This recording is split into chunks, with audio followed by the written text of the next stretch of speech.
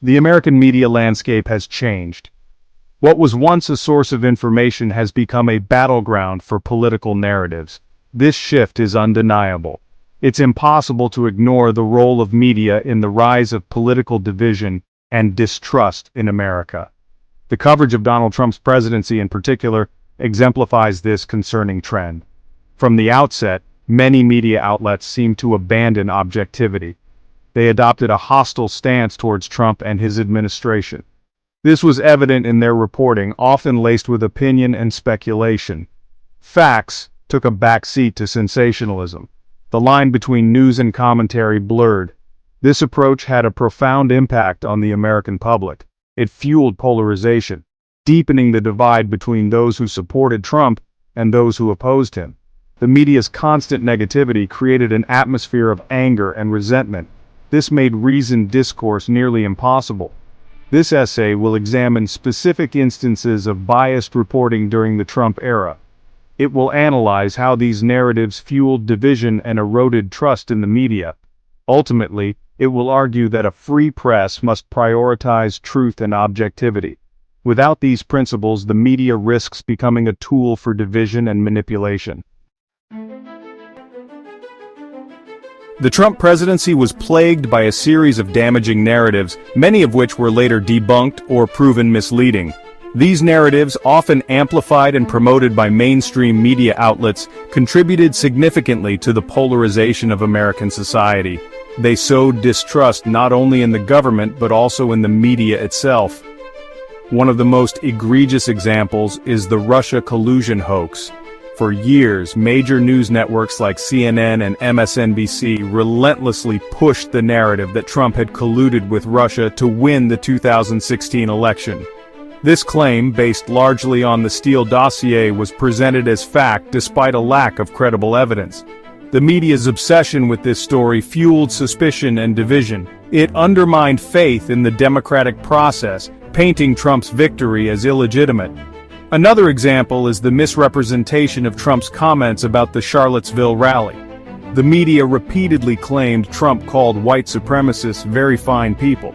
This framing, taken out of context, ignored his explicit condemnation of white supremacy. This deliberate distortion further inflamed racial tensions and painted Trump as sympathetic to hate groups. This narrative persists despite clear evidence to the contrary. These are just two examples of how fabricated narratives, amplified by a partisan media, deepened political divisions in America. By prioritizing sensationalism over truth, the media failed in its duty to inform the public. Instead, it fueled outrage and distrust, creating a climate where reasoned debate became impossible. The media's coverage of the Trump presidency often seemed less focused on informing the public and more on generating scandal. Every allegation, regardless of its merit, was amplified and sensationalized, creating an atmosphere of constant crisis and feeding the narrative of a chaotic and corrupt administration. This approach further eroded public trust in both the government and the media itself. Trump faced 2 impeachment trials during his presidency, both heavily driven by media coverage. While serious allegations were levied against him, the media's relentless focus on these events, often presenting speculation as fact, contributed to an environment of hyper-partisanship. This made it difficult for the public to discern truth from political maneuvering. The constant drumbeat of scandal, regardless of the outcome, reinforced existing biases and deepened the divide between Americans. Beyond impeachment, the media seized upon every opportunity to portray Trump in a negative light. Stories about his personal life, such as the Stormy Daniels scandal, dominated headlines, often overshadowing substantive policy discussions. While these stories might have held some public interest, the media's obsession with them fueled a sense of salaciousness rather than genuine accountability.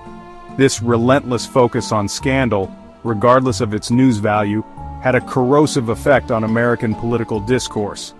It reduced complex issues to simplistic narratives of good versus evil, fueling outrage and division rather than thoughtful debate.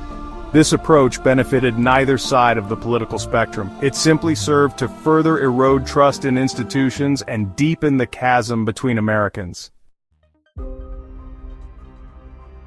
The media's biased coverage of the Trump presidency has had a profound and lasting impact on American society.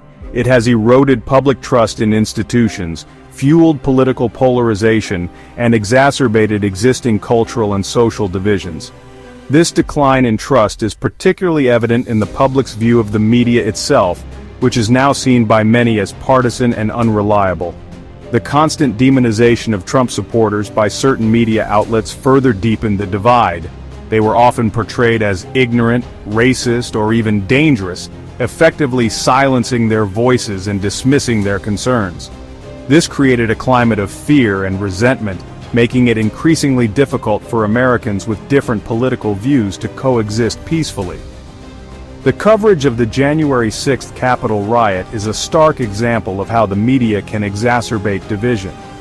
While the violence that day was universally condemned, many outlets framed the event as a direct consequence of Trump's rhetoric, effectively equating all his supporters with the rioters.